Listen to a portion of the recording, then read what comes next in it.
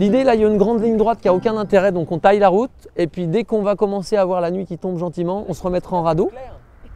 Vous avez pas mal aux fesses? Non, ça va venir. On n'a pas emmené notre coussin, mais bon, tant pis. Alors, l'idée à cette heure-là, pourquoi je vous emmène déjà un peu de bonheur, c'est qu'à cette heure-là, ils vont se laver, ils vont se délasser, ils vont regarder s'il n'y a rien à craindre et surtout attendre avant de faire sortir les petits. Et dès que la nuit va commencer à tomber et qu'ils vont être sûrs qu'il n'y a pas de pêcheurs, qu'il n'y a rien à craindre, les petits loups ils vont commencer à sortir et à venir se baigner eux aussi. Vous voyez, il y a une zone d'érosion là, c'est ce qu'on appelle une forêt primaire, c'est une forêt qui est déjà bien installée. Là, en fait, tous les castors, ils font leur terrier dans cette zone un peu érodée parce qu'il n'y a pas de baigneurs, il n'y a pas de pêcheurs et que toute la journée, même quand il y a de l'activité, ils sont tranquilles. Allez, je me tais. J'aimerais bien qu'il n'y ait plus personne qui bouge une oreille. Michel, je veux plus te voir bouger. Alors, on essaye, hein. C'est pas le zoo de Beauval, les amis. Hein. Alors que j'espère bien vous en montrer plein. On a du bol, il n'y a plus de vent.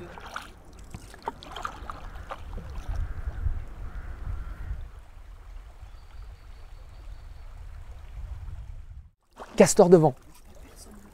On bouge pas, personne ne bouge. Hein. Michel, grande misère pour toi. Michel, fort, fort, Michel, anquille.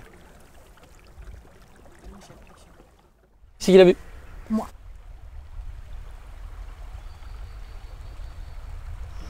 Quelle lumière, regarde, t'as vu ça? C'est beau. Ah, cette lumière, c'est magnifique, là, oui. Splendide. Alors vous voyez, devant là, il y a des petits toboggans à castors, c'est-à-dire ils glissent sur leur cul et en fait ils font des traînées de sable fin dans l'eau. Il y en a un juste en sortie de l'île à gauche. Hein. Là il y a un gros pépère. Hein.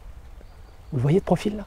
La tête à gauche, le cul à droite, hein, avec la queue qui traîne par terre et cette démarche vraiment un peu préhistorique. Il y a toute la famille. Hein. Personne ne bouge, personne ne bouge. Je me tais parce que sinon il va nous entendre. Chut, chut.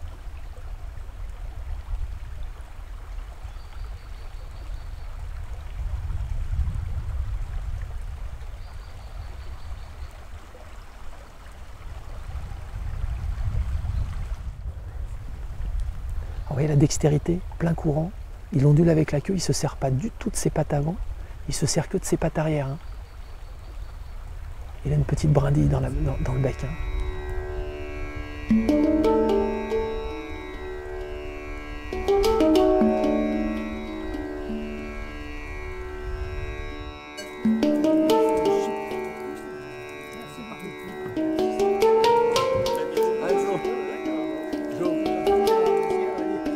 Dylan, c'est un passionné. Comme tous les passionnés, ils nous font découvrir des tas de choses. Et puis on retrouve un équilibre, des choses extraordinaires qu'on n'a plus tellement l'habitude de retrouver. J'étais pas plus fêlé de nature que ça, c'est au fur et à mesure, à force d'y être, et puis tu apprends à l'aimer, puis au fur et à mesure, voilà, connaître plein de petites choses. Les castors, c'est parce qu'à force d'y aller, je sais où ils sont, je sais à peu près comment ils sont, je sais combien ils ont eu de bébés dans l'année sur telle et telle famille, et puis à force d'y aller, quoi.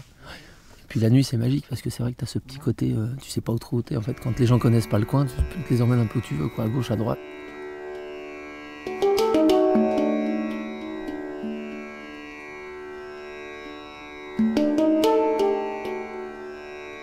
Le seul moment en fait où il reste de la place un peu pour la nature et la faune sauvage, c'est la nuit, quoi.